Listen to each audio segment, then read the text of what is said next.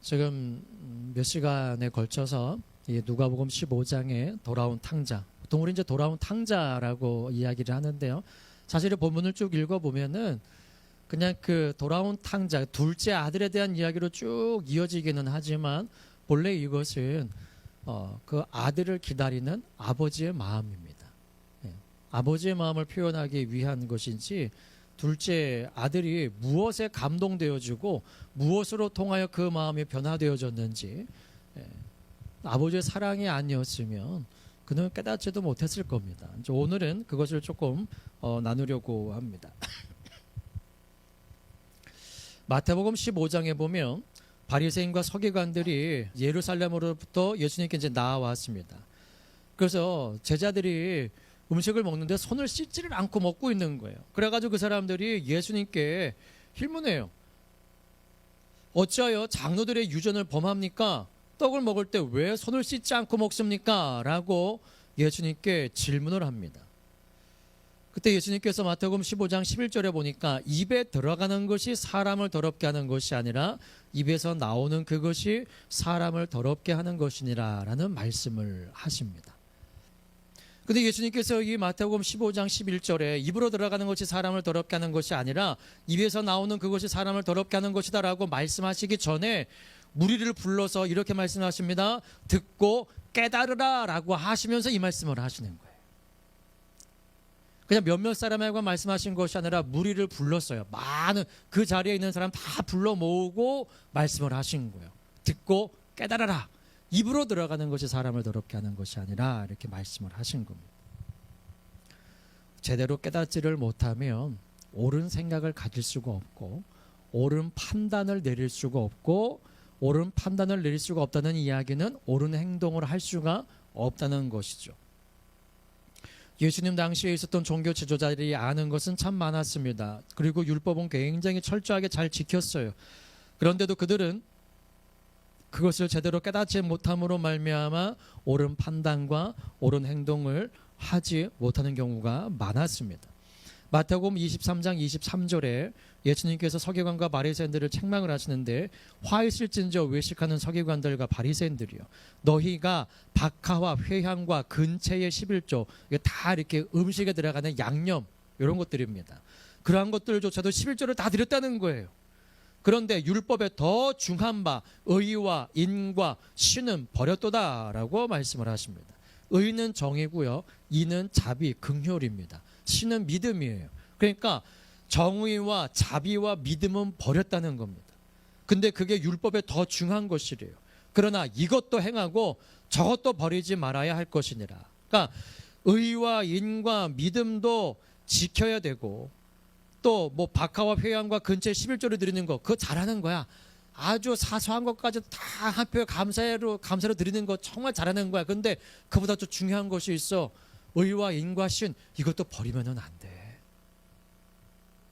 이게 더 중요하니까 이것만 해라고 하는 것이 아니라 그들이 하고 있는 것도 칭찬하시는 거예요. 잘하고 있는 거야. 그런데 이것도 해야 돼라고 말씀을 하시는 겁니다.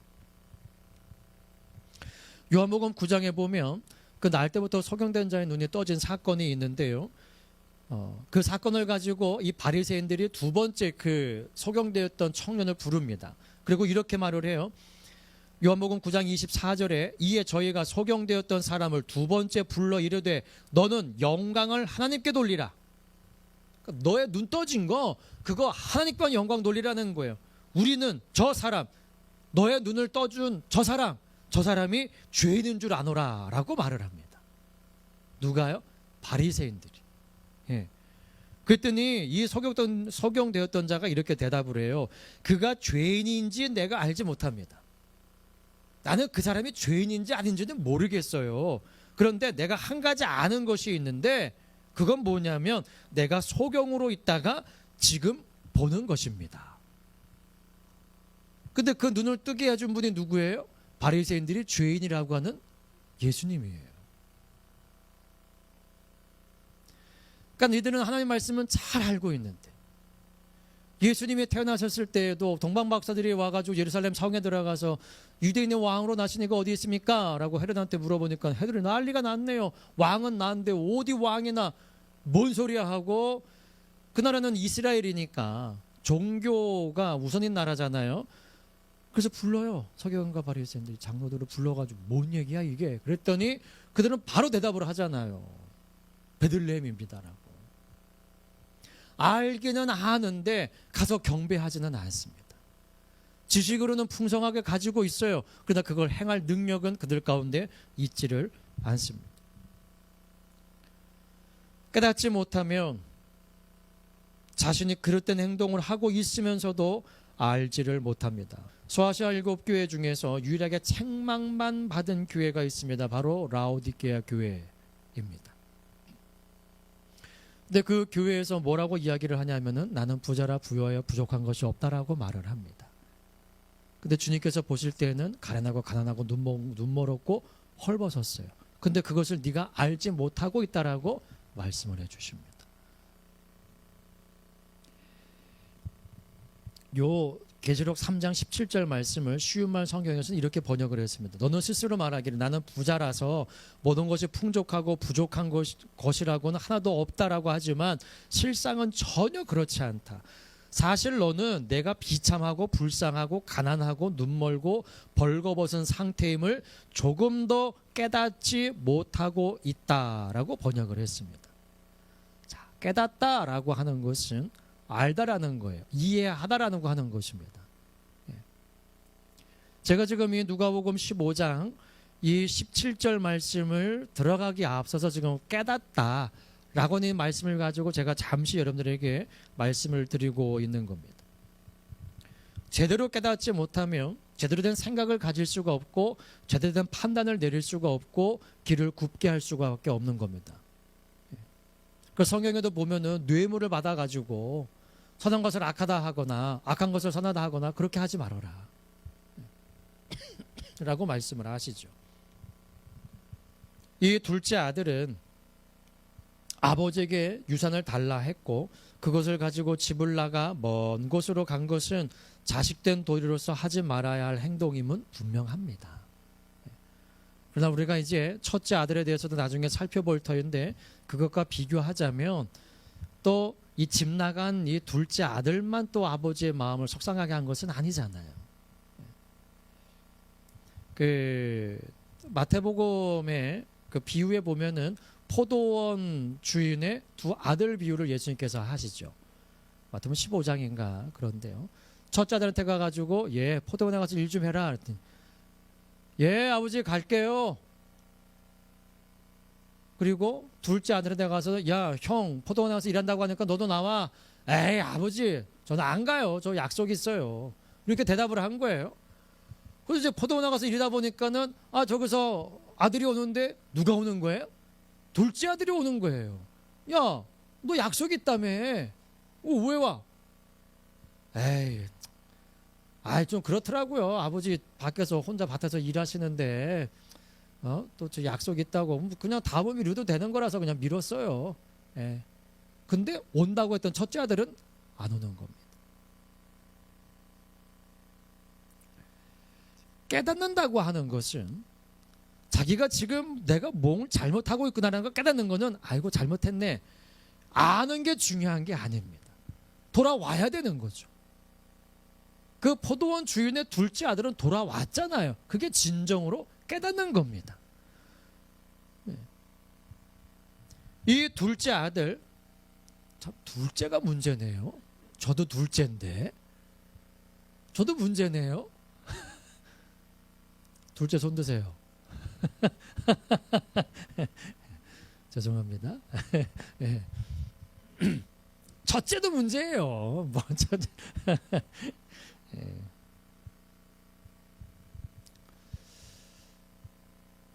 첫째라고 자랑할 것도 없고 아버지의 마음을 기쁘시게 해드리면 되는 거죠.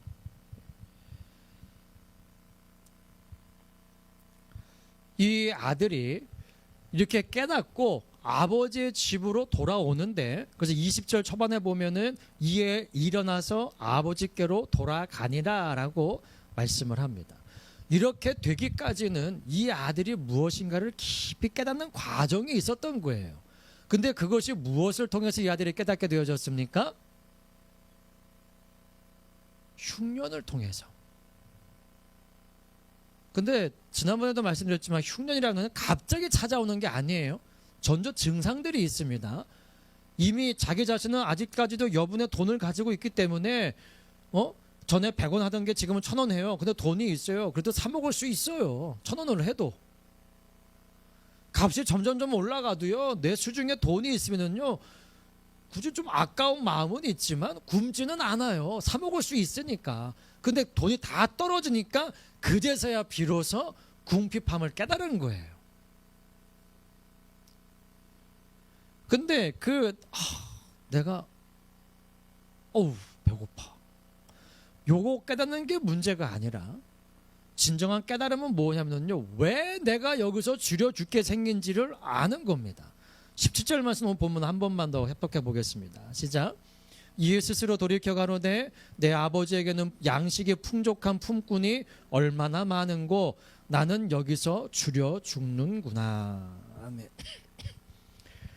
왜 내가 여기서 헐벗고 지금 굶주리고 있는 거지? 그 원인을 파악을 한 거예요. 근데 왜 그렇게 된 거예요? 아버지의 집을 떠났기 때문이라는 것을 깨닫게 된 거예요. 근데 아버지의 집에서는 아들뿐만이 아니라 품꾼들도 줄이지 않아요.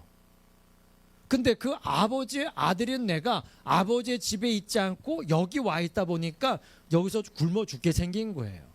그러니까 내가 여기서 굶주리게 된 원인은 뭐다? 아버지의 집을 떠난 것이다 라는 겁니다. 그래서 시편 119편 71절에 고난당한 것이 내게 유익이라 이로 인하여 내가 주의 율례를 배우게 되었나이다. 또 67절 말씀에서는 고난당하기 전엔 내가 그릇 행하였더니 이제는 주의 말씀을 지키나이다. 그러니까 고난당한 것이 내게 유익이려 이로 인하여, 다시 말하면 고난당할 받기 때문에 라는 거죠. 내가 주의 율례를 더 깊이 배우게 되었고 주의 말씀을 지키게 되었다는 겁니다. 무엇을 통해서요? 고난을 통하여서 깨닫게 되었다는 거예요. 잠언 15장 15절 말씀에 보니까 고난받는 자는 그날이 다 험악하나라고 말합니다. 그러니까 고난 가운데 있을 때는요, 하루하루가 그냥 다 고통이라는 거예요. 근데 그 고통이 나를 그냥 괴롭게만 하고 힘들게만 하는 것이 아니라 그 고난을 통해서 내가 얻을 수 있는, 깨달을 수 있는 유익이 있다는 겁니다. 그러면 이렇게 고난을 통하여서 깨달아 주의 말씀을 배우고 주의 말씀을 지키게 되어지는 것이 왜 중요한가? 왜냐하면 이것이 참 복이 임하는 통로이기 때문입니다. 계시록 1장 3절 말씀에 보면 이 예언의 말씀을 읽는 자와 듣는 자들과 그 가운데 기록한 것을 지키는 자들이 복이 있다라고 말씀합니다. 듣는 것, 읽는 것도 복이에요. 근데 지키는 것도 복이라는 겁니다. 근데 이 시대는 어떻습니까? 잘 듣기는 해요. 잘 읽기는 합니다. 그러나 지키는 복은 누리지를 못합니다. 많은 부분에 있어서. 그리고 주의 말씀을 더 깊이 깨닫고 배우고 지키는 것은 우리에게 믿음의 증거고 증표이기 때문입니다. 야고보서 2장 21절 이후의 말씀을 보면 우리 조상 아브라함이 그 아들 이삭을 제단에 드릴 때에 행함으로 의롭다 하심을 받은 것이 아니냐, 내가 보거니와 믿음이 그의 행함과 함께 일하고 행함으로 믿음이 온전케 되었느니라. 이에 경에 이른 바 아브라함이 하나님을 믿으니 이것을 의로 여기셨다는 말씀이 응하였고 그는 하나님의 벗이라 칭함을 받았나니 이로 보건대 사람이 행함으로 의롭다 하심을 받고 믿음으로만 아니니라. 행함이 그만큼 중요하다는 겁니다. 주의 말씀을 지켜 행하는 것이 우리의 믿음을 나타내는 증표가 되어진다는 것입니다. 그러므로 말씀은 귀로만 듣는 것이 아니라 가슴으로 들어야 하는 것입니다. 귀로만 들으면 지식으로만 쌓이게 되어지지만 가슴으로 들으면 삶이 되어지기 때문입니다. 사도 바울은 로마서 8장 18절에 이렇게 선포합니다. 생각건대 현재의 고난은 장차 우리에게 나타날 영광과 좋게 비교할 수 없도다.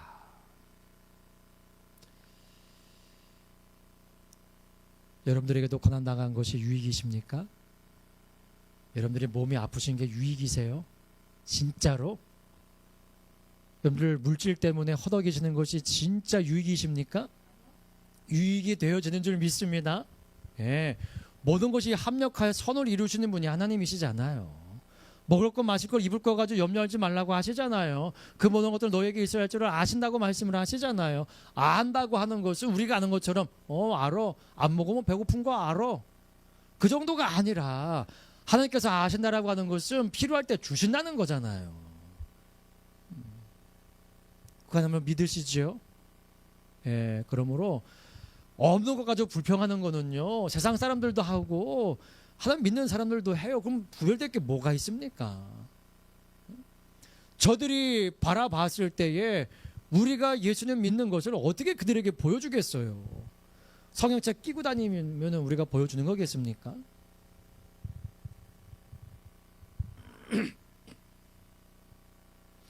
욥기 5장 7절에 보면 욥은 이렇게 고백을 해요. 인생은 고난을 위하여 났나니 불티가 위로 나름 같으니라. 불티, 재예요. 불을 지금 지폈는데 재가 여러분들 위로 날아갑니까? 아래로 내려옵니까? 위로 날아가죠. 그러니까 불티가 재가 위로 날아가는 것처럼 인생을 고난을 위해 놨다. 이건 당연한 거라는 거예요. 다시 말하면 인생이 고난을 당하는 것은 당연한 거라는 거예요. 당연한 거. 그래서 이 고난은 누구에게나 찾아옵니다. 살아있는 인생은 언제든지 고난이 찾아오고 이 땅에서 당하지 않으면은 저 세상에서 당해요. 누가복음 16장 25절에 그 거지 나사로와 부자 이야기 다 아시죠? 아브라함이 이렇게 말을 합니다. 그 부자에게 너는 살았을 때에 내 좋은 것을 받았고 나사로는 고난을 받았으니 이것을 기억하라. 이제 저는 여기서 위로를 받고 너는 고민을 받느니라. 너는 거기서 고난을 당하느니라 라고 합니다.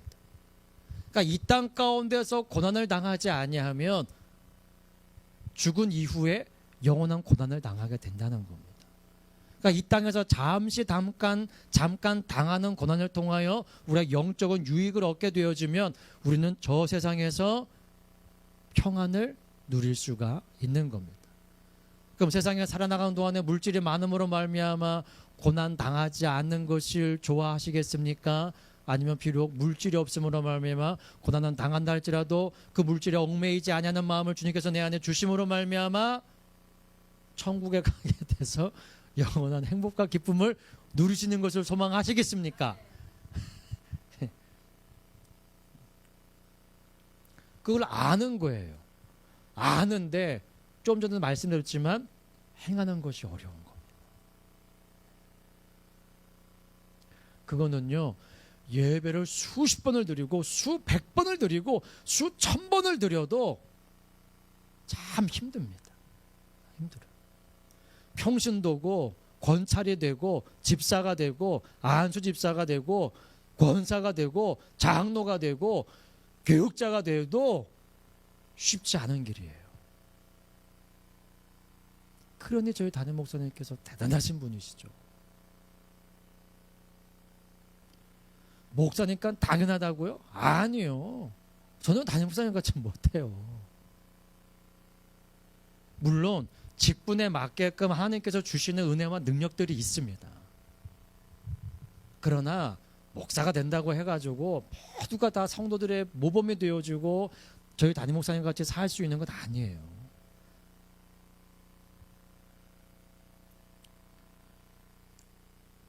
그 성경에 제가 가끔 말씀드리지만 슬피울며 내쫓김 당하고 바깥 어두운 데 내던진 바 되어져서 거기서 슬피 울며 이를 간다라고 하는 것은요, 불신자들을 향해서 하시는 말씀 아니에요.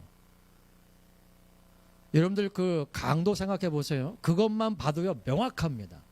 한쪽에 있는 강도가 예수님께 뭐라고 합니까? 네가 하나님의 아들이면 너도 살아보고 우리도 살려봐 라고 말을 하는데, 다른 쪽에 있는 강도가 뭐라고 그래요? 야, 너는 왜 모르냐? 우리는 우리가 행한 것에 대한 보응을 받는 것이 당연해. 우리는 이렇게 죽는 게 마땅해. 근데 이분은 이러한 형벌을 받을 일을 한 번도 하신 적이 없어. 뭘 보고 알았다고? 살아생전에 예수님을 만나고 그분의 말씀을 들었는지는 모르겠어요. 그러나 그가 고백하는 거는 그래요. 그러니까 그렇게 고백하는 그가 지옥에 떨어졌다고 해가지고 내가 그렇게 말했는데 날 여기 보내! 라고 하겠습니까? 우리가 이렇게 죽는 것이 당연하다고 말하는 그 강도가 지옥에 떨어졌다고 해가지고 예수님을 향해서 이를 부득부득 갈겠어요? 아니겠죠. 억울하다고 느끼는 사람들이 이를 부득부득 가는 거죠. 그럼 불신자들도 이를 부득부득 가는 사람이 있는가 하면 믿는다고 했는데 지옥 떨어진 사람들은 이를 알간겠습니까? 이가 부서지도록 갈 거예요. 그러니까 그 바깥 어두운 데 내어 던져서 이를 갈미 이슬이라고 하는 것은요, 믿다가 범죄 타락해서 지옥 떨어진 영혼들이에요.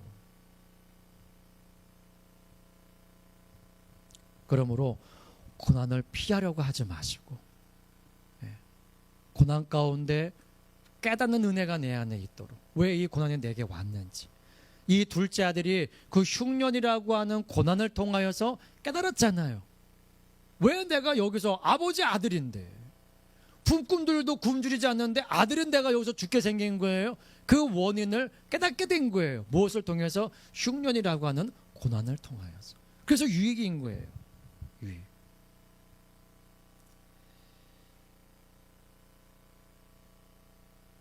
하나님은 우리를 모든 환난과 고통에서 건지시는 분인 줄 믿습니다. 시편 34편 17절에 보니까 의인이 외침에 여호와께서 들으시고 저희의 모든 환난에서 건지셨도다라고 합니다.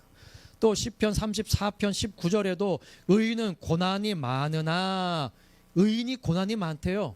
다시 말하면 의인도 고난을 많이 받는다는 거예요. 그런데 다른 점이 있어요. 여호와께서 그 모든 고난에서 건지시는도다. 예, 의인도 고난 많대요. 근데 그들은 여호와께서 고난 가운데서 건져 주신대요. 이사야 49장 13절에도 하늘이여 노래하라, 땅이여 기뻐하라, 산들이여 즐거이 노래하라, 여호와가 그 백성을 위로하였은지 그 고난 당한 자를 긍휼히 여길 것임이니라. 불쌍히 여기신대요. 그 불쌍히 여기시면 뭐예요? 아이고 불쌍해. 그리고 갑니까? 건져 주시는 거죠. 건져 주시는 거죠. 그런데 다른 시는 어때요? 이사야 46장 6절 10절에 보니까 사람들이 주머니에서 금을 쏟아내며 은을 저울에 달아 장색에게 주고 그것으로 신을 만들게 하고 그것에 엎드려 경배하고 그것을 들어 어깨에 메어다가 그의 처소에 놓아두면, 이렇게 갖다 놓으면 그것이 서 있고 거기서 능히 움직이지 못하며 그에게 부르짖어도 능히 응답하지 못하며 고난에서 구하여 내지도 못하느니라 라고 말씀합니다. 신인데 여기 갖다 놓으니까요 어디 가지도 못해요. 여기서 말을 거는데요 대답도 못해요. 아, 나 배고파 죽겠어, 나 좀 살려줘 그러고 해도 얘가 도와주지를 못해요. 그게 우상이라는 거죠. 그래서 시편 115편 4절 이후에도 저희 우상은 은과 금이요 사람의 수공물이라, 입이 있어도 말하지 못하며 눈이 있어도 보지 못하며 귀가 있어도 듣지 못하며 코가 있어도 맞지 못하며 손이 있어도 만지지 못하며 발이 있어도 걷지 못하며 목구멍으로 소리도 못하느니라.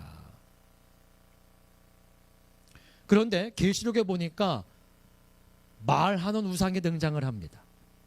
우상은 말 못한다고 했잖아요. 근데 말하는 우상이 등장을 해요. 계시록 13장 11절에 보니까 또 다른 짐승이 나와요. 근데 15절에 보니까 저가 권세를 받아 그 짐승의 우상에게 생기를 주어 그 짐승의 우상으로 말하게 하고 또 짐승의 우상에게 경배하지 아니하는 자는 몇이든지 다 죽이게 하더라. 근데 이 말하는 우상을 통해서 어떠한 일들이 벌어지게 되느냐? 계시록 14장 9절에 보니까 만일 누구든지 짐승과 그의 우상에게, 그 말하는 우상에게 경배하고 그 이마에나 손에 표를 받으면 불과 유황으로 고난을 받게 된대요. 그리고 짐승과 그의 우상에게 경배하는 사람들은 누구든지 밤낮 쉼을 얻지 못한다라고 말을 해주고 있습니다. 말 못하는 우상뿐만이 아니라 우상이 말을 한다 할지라도 성경에 우상은 말 못한다고 했는데 쟤는 말하네? 그럼 저건 우상 아니네? 그게 아니라 우상이 말한다 할지라도 거기서 미혹되어져서 그를 경배하면 고난을 당하게 되어지고 밤낮 쉼을 얻지 못하게 된다라고 말씀을 합니다. 그리고 계시록 16장 2절에 보니까 그 우상에 경배하는 사람들에게는요, 악하고 독한 헌대가 나요. 첫째 대접이 떨어질 때에.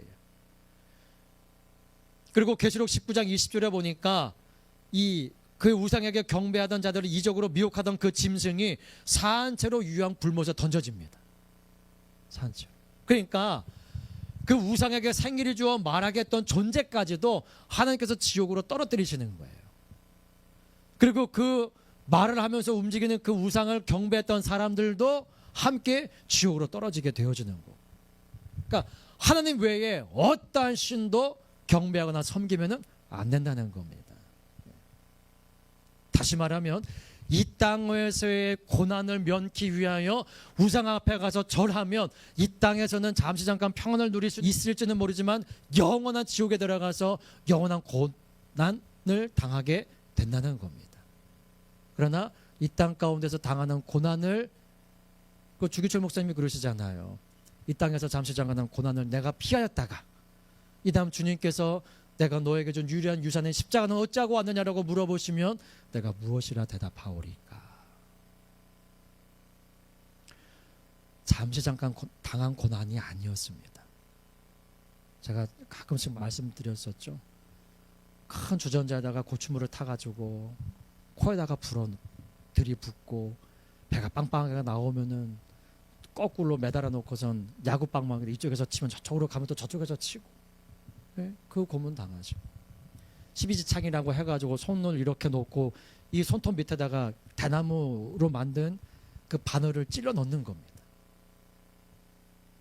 그리고 그게 끝난 다음에는 손톱을 하나씩 다 뽑아요. 그러니까 주기철 목사님이 돌아가신 다음에 그 시신이 산정인 그 교회 앞으로 왔는데 이 막내 주광조 장로님이 어렸을 때에 아버지가 왔으니까 보고 싶잖아요. 그래서 천을 확 들쳤는데 깨구리 손가락 마냥 손톱 발가락에 다 퉁퉁 부어 있는 거예요. 그걸 사모님께서 보시고 얼른 그걸 이제 덮어 주신 겁니다. 잠시 잠깐 당하는 고난이 아니었어요. 그런데도 영원한 하늘나라의 그 영광에 비하면은요, 이건 아무것도 아니라는 겁니다.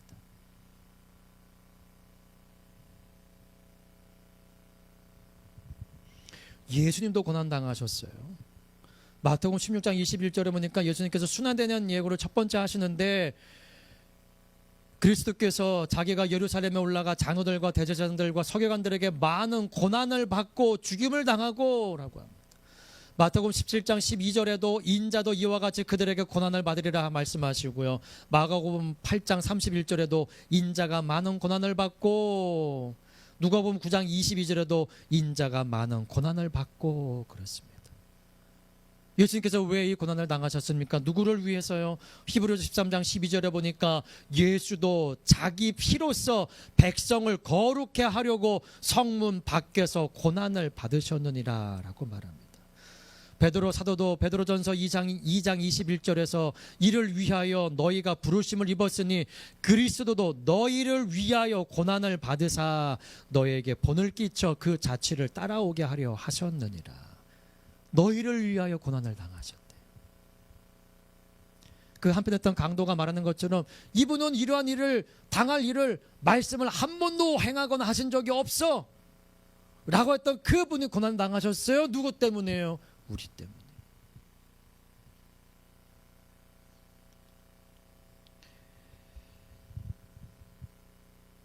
이 고난을 가져오는 자가 누구입니까? 마태복음 4장에 보니까 예수님께서 세례 받으신 이후에 광야로 나가시는데요. 무엇 하러요? 마귀에게 이끌려 시험 받으러. 그 40일 줄이신 다음에 마귀가 뭐합니까? 나타나가지고 이 돌을, 배고프지? 이 돌 뭐로 만들어 먹으라고요? 떡으로 만들어 먹어라. 여러분들 할 수 없는 걸 시키면은요, 그 시험 안 돼요. 어차피 못하는 거를 시키는데 그거 어떻게 합니까? 그 시험이나 돼요? 나 못해. 나 원래 그거 못해. 라고 하시는데 예수님은 능히 하실 수 있는 분이잖아요. 그러니까 시험이 되는 거예요. 이걸 해 말어. 이게 되는 거죠. 고난은 누가 가져옵니까? 마귀가 가지고 와요. 계시록 2장 10절에 보니까 내가 장차 받을 고난을 두려워하지 말라. 볼지어다 마귀가 장차 너희 가운데서 몇 사람을 옥에 던져 시험을 받게 하리니 그래요. 그게 우리는 고난으로 여겨지는 겁니다. 장차 받을 고난을 두려워하지 말아라. 마귀가 몇 사람을 옥에 던져 시험을 받게 할 것이다. 그게 고난이라는 겁니다. 베드로전서 5장 8절 9절에도 근신하라 깨어라 너희 대적 마귀가 우는 사자같이 두려우며 삼킬 자를 찾나니 너희는 믿음을 굳게 하여 저를 대적하라. 이는 세상에 있는 너희 형제들도 동일한 고난을 당하는 줄을 알미니라.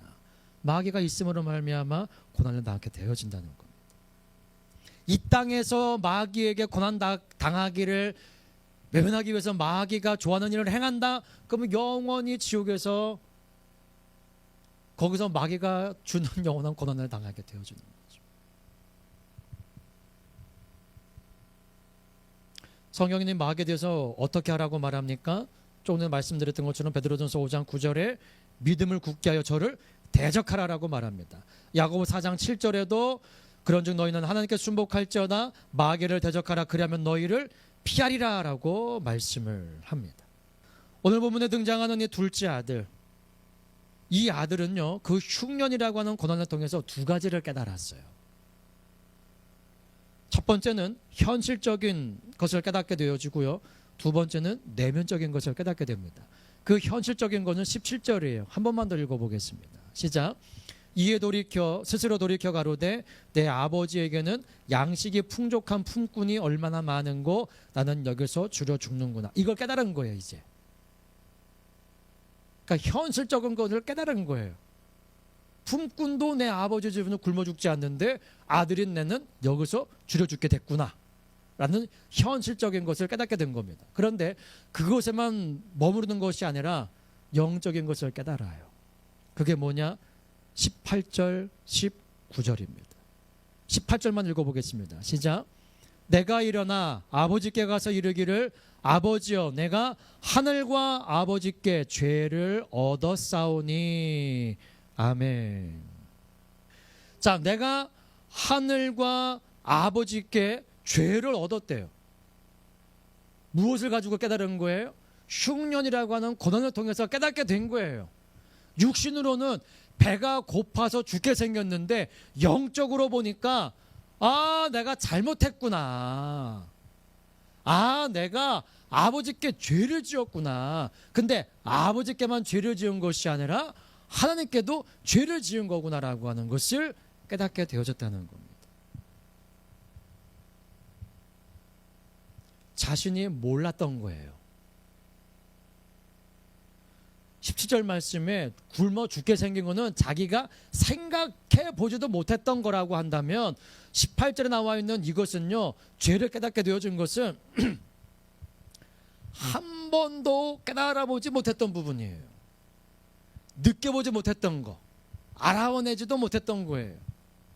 그런데 먼 타향에서 그 고난을 당하다 보니까 그제서야 알게 되어진 겁니다. 자, 그러면서 속으로 이제 뭐라고 말을 합니까? 19절 말씀 합독합니다. 시작. 지금부터는 아버지의 아들이라 일컬음을 감당치 못하겠나이다. 나를 품꾼의 하나로 보소서 하리라 하고 아멘. 깊이 깨달은 거예요. 무엇을 잘못했는지를, 내가 이제 어떻게 처신을 해야 되겠는지를 아는 겁니다. 이게 진정으로 깨달은 거죠. 그리고 그 깨달은 것으로만 그치지 아니하고 20절 말씀해 보니까 어떻습니까? 이에 일어나서 아버지께로 돌아가니라. 아멘. 진정으로 돌아가는 것은 말로만 내려지는 것이 아닌 줄 믿습니다. 에스겔서 33장 11절에 보니까 주 여호와의 말씀에 나의 삶을 두고 맹세하노니 나는 악인의 죽는 것을 기뻐하지 아니하고 악인이 그 길에서 돌이켜 떠나서 사는 것을 기뻐하노라. 이스라엘 족속아 돌이키고 돌이키라. 너희 악한 길에서 떠나라. 어찌 죽고자 하느냐 하셨다 하라. 아멘. 사랑하는 여러분, 돌아갑시다. 예. 아까 우리가 불렀던 찬양처럼 이제 아버지의 집으로, 이제 영원한 안식처로 돌아와 눈물 흘리며 엎드리니 오 주여 나를 받으소서. 깨닫지 못하면, 내가 죄인인 것을 깨닫지 못하면 예수님 안 믿어요. 깨달아진 자가 예수님을 믿는 겁니다. 내가 죄인인 줄을 깨달은 자가 회개하는 거죠. 나 죄 지은 거 없으라고 하면요 회개 못해요. 네, 할 수도 없고요. 그러나 깨닫는 거가 다가 아니에요. 가룟 유다 예수님 30냥에 팔아버리고 깨달았어요. 잘못한 것을. 그리고 그 은을 가지고 나중에 대제사장에 가가지고 돌리도 라고 하는데 안 돼 라고 하니까 돈 던져버리고 가서 스스로 목매달아 자살합니다. 잘못한 것을 알기는 했어요. 깨닫기는 했어요. 근데 돌아오지는 못했어요. 내가 여기서 줄여 죽게 생겼구나. 내가 예수님께 하나님께 잘못했구나 라는 것을 깨달았어요. 근데 여기서 이에 일어나서 아버지께로 돌아가내라라고 했어야 되는데 요거 못했어요. 요걸 못한 거예요. 가룟 유다가.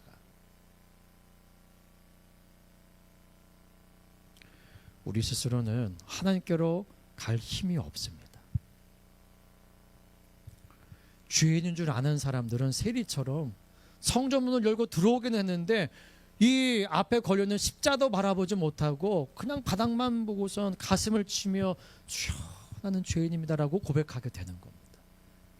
그런데 자신이 죄인인 줄 깨닫지 못하는 사람들은요 저벅저벅 걸어와가지고 손 높이 들고 자신 있게 기도하는 거죠. 저 세리와 같지 않음을 감사합니다라고 하면서. 모르니까. 사랑하는 여러분, 진정한 깨달음이라고 하는 것은 불교에서 많이 쓰는 용어죠. 깨달음. 그러나 진정으로 우리가 그 안다를 깨닫다라고 하는 것은 안다, 이해하다라고 하는 겁니다. 그냥 나 알아 라고 하는 정도가 아니라 알았으면은 이해가 됐으면 수학이 이해가 됐으면 다른 사람에게 설명해 줄 수 있어야 되는 것처럼 내가 알았다라고 내가 깨달았다라고 한다면 삶으로 옮길 수 있어야 하는 것인 줄 믿습니다. 이 둘째 아들이 돌이켜 아버지께로 갔던 것처럼 우리의 마음으로도 우리의 육신으로도 아버지의 집을 그리워하며 내가 무엇을 잘못했던 아니든지 간에 아버지께 머리 숙여 나아올 수 있는 저와 여러분 모두 될 수 있기를 예수님의 이름으로 축복합니다. 나의 욕심 때문에